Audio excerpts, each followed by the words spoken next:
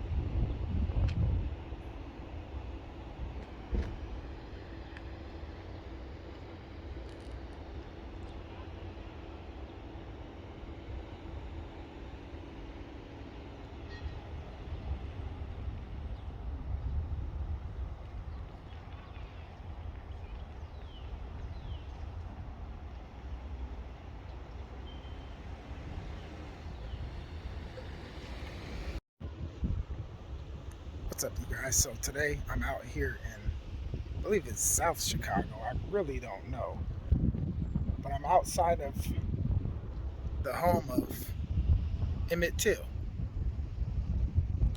and today I'm gonna actually go into a little bit of the story and the tragic, unfortunate thing, his death and how he was killed and everything by those white supremacists down there in Mississippi.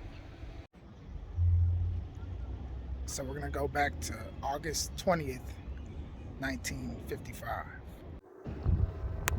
Okay, so I'm outside of the house where Emmett Till would have lived with his mother, Mamie. So just a little bit of background. Emmett Till was born July 25th, 1941, to his mother, Mamie, and his father, Lewis Till. So the two would separate the next year in 1942. And you don't really hear too much about his father, but Lewis Till was drafted into I believe it was the United States Army in 1943 to serve in World War II. Now, a few years after that, in 1945, Lewis Till is accused of raping and killing two women or something like that in Italy. So he's executed for that. So it's crazy to just think that something extreme happened to Emmett Till's father as well, but I just never heard about that. So all Lewis Till left behind was a ring with his initials, LT. Um, but I'll get a little more into that further into the story. So fast forward to August 20th, 1955. Emmett Till, he would have been 14 at this time. So I guess Mamie was going to allow him to go on down to Mississippi, where she was originally from, to spend some time with the family. Now, Mose Wright, who was Emmett's great uncle, was up in Chicago. So Mose Wright was going to take Emmett and another one of his cousins down to stay with him. And I really wish I could make it over to the 63rd Street station where Mamie would have dropped off Emmett at the train station, but I'm just not going to have time today. So anyway, Emmett would have caught the train and arrived in Money, Mississippi the next day. So the first few days, I guess Emmett would have been doing what the locals do to earn a living, whether it's working on the farm or picking cotton, whatever they would do. So the first few days were pretty quiet. So fast forward to August 24th, 1955. Emmett and a group of his friends, including some of his cousins, would go to Bryant's grocery store. So Bryant's grocery store was owned by a white couple named Roy and Caroline Bryant. So at the time of the incident, when Emmett would have entered the store, 21-year-old Caroline Bryant was the only one at the store. Now, over the years, there's been so many versions about what exactly happened, but apparently Emmett would have entered the store to buy some bubble gum, I believe it was. And after exiting the store, he actually did whistle at Caroline Bryant. So Emmett, being from Chicago, he didn't really know that whistling at a white woman in Mississippi 1955, that was completely out of bounds. But Emmett's cousins knew the seriousness of what happened. They knew that they would be in grave danger. So when the incident at the store happened, Roy Bryant was out of town on some type of business trip. So he catches wind about what happens about some local black boys getting out of line with his wife. So he recruits his half brother, J.W. Milam, to find out who exactly these boys were that came into the store and whistled at his wife. So eventually they found out that a local preacher, Mose Wright, had some family members staying with him from Chicago. So we'll fast forward to about 2:30 or 2 o'clock that morning, August 28th. Sunday morning, about 2:30, I heard a voice at the door, and I asked who was it, and it said, "This is Mr. Bright. I want to talk with you and the boy." And when I opened the door, there was a man standing with a pistol in one hand and flashlight in the other. So Roy Bryant and J.W. Milam enter the home of Mose Wright and search for Emmett. So they're going room by room, and they eventually found him in one of the rooms. So they instructed him to get up. He's going to be going with them. So Mose Wright is begging and pleading for these two white supremacists to leave him alone. He's from Chicago. He's only 14. He doesn't know exactly what he did. So then they start threatening the rest of the family. So eventually they get Emmett outside, and according to Mose Wright, he can hear one of these white supremacists ask somebody in the vehicle, "Is this him? Is this the boy that got out of line with you at the store?" or something of that nature.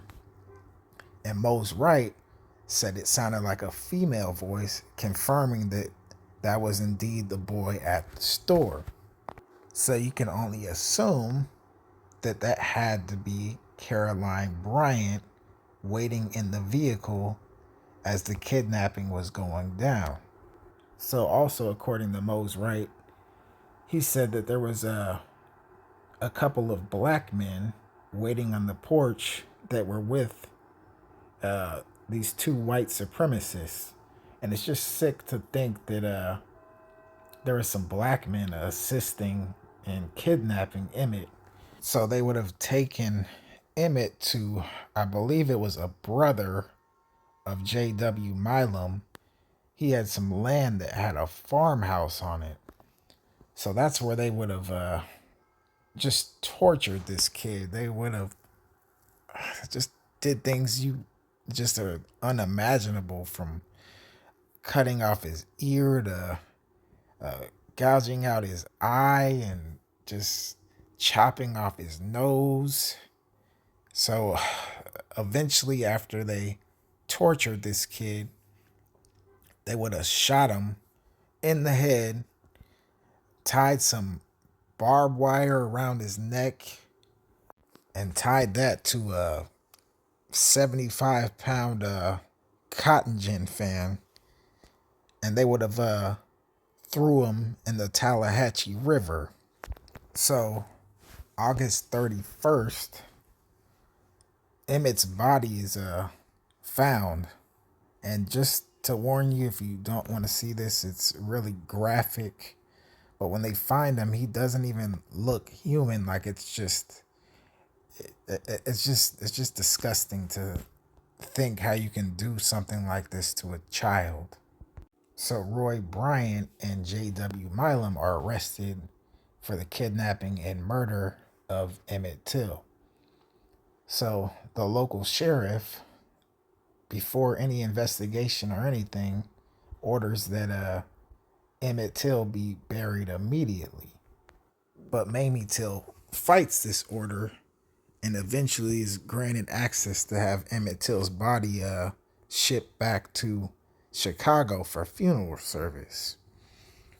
So the funeral starts, and then this is when Mamie Till makes the decision to have Emmett Till's body on public display so the whole country can see what happened to her son down in Mississippi, how he was tortured and killed by these white supremacists down there.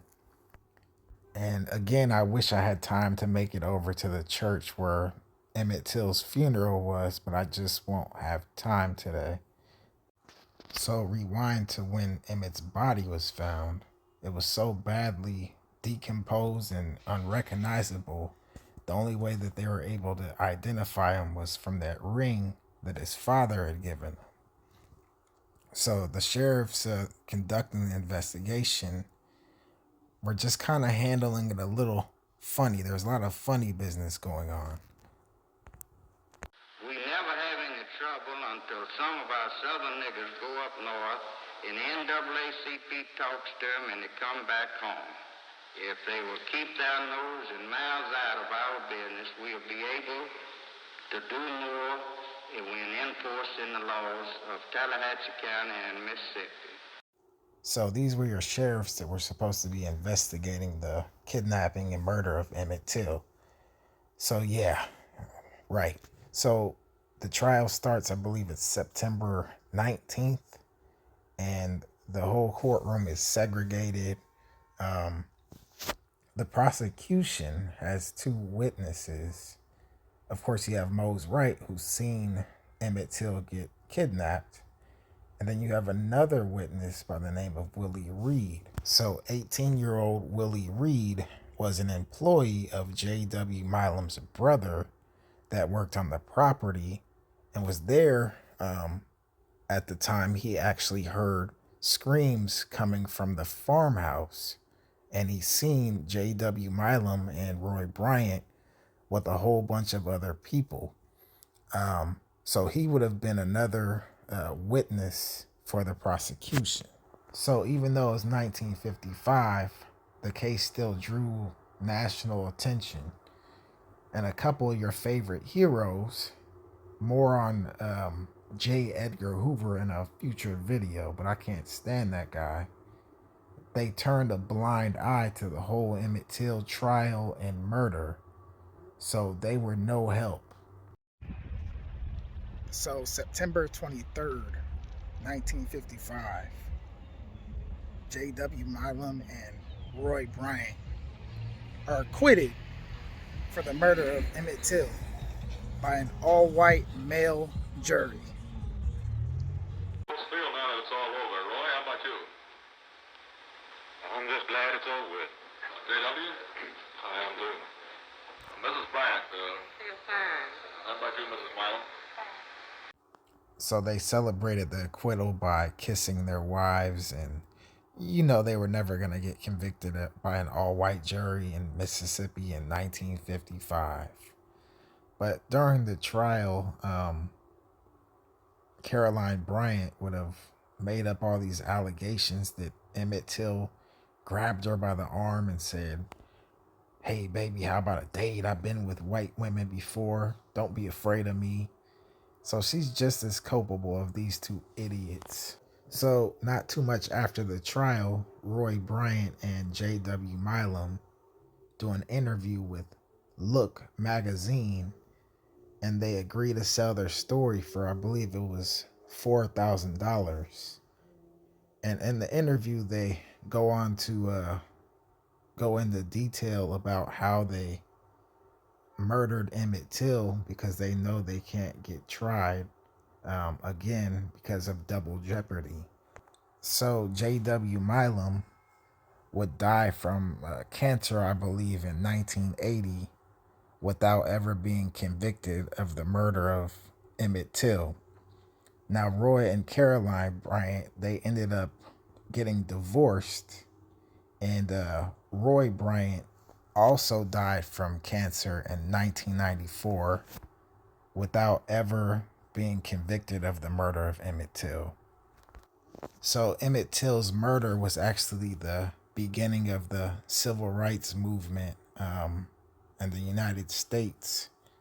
And for years, all the way up until her death in 2003, Mamie Till would go on to continue to fight for equal rights and get the story out of her son. But unfortunately, she never got justice. So in 2007, Caroline Bryant actually admitted in some type of interview or something that she completely lied about what happened with Emmett.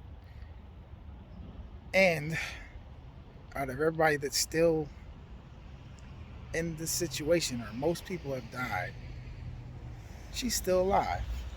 Still alive, living free after 70 years or however long it's been. She's still alive, just kicking it. Not even tripping. Well, that's going to do it from Southside Chicago. Make sure you like and subscribe. Filming locations, true crime, tourist attractions. Thank you for watching.